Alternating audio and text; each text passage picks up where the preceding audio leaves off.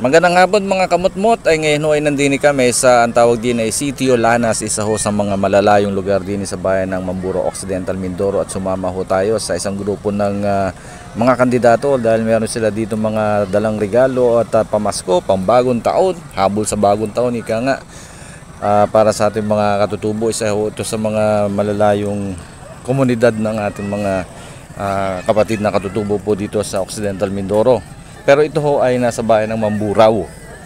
So ang sinamahan natin at tayo nakisakay na rin kanina ay yung grupo po ni Attorney Ike Almero, kandidatong mayor dito, at yung kanilang vice mayor si Tita Fe Agoncillo at saka yung kanyang mga konsehal. Medyo malakasan ho yung team na ito dahil meron sila dito sa kanilang mga konsehal na abogado, meron doktor, merong retired police colonel, meron din mga seasoned o mga batikan na mga miyembro din ng Sangguniang Bayan ng nagdaang termino.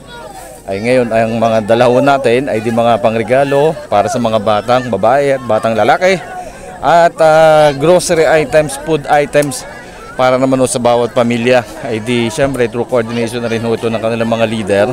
Meron sila ng tinatawag na mga yan affairs coordinator. Ay di ito ho ang ating komunidad dito ngayon. Hari nangat mapaligaya natin ang ating mga kababayang katutubong are. Yun yung ating sinamahan ng kandidatong mayor, si Attorney Ike Almero, yung naka-black, naka-Nike. At yun namang katabi niya ay Les Calabio, konsehal, yung babae po, at saka yung ibang mga kasamahan pa niya dito. Yung kanyang kinakamayan, yun ang tawag din dyan ay mayor ng komunidad ng mga katutubo po dito. Sitio Lanas, Barangay Balansay.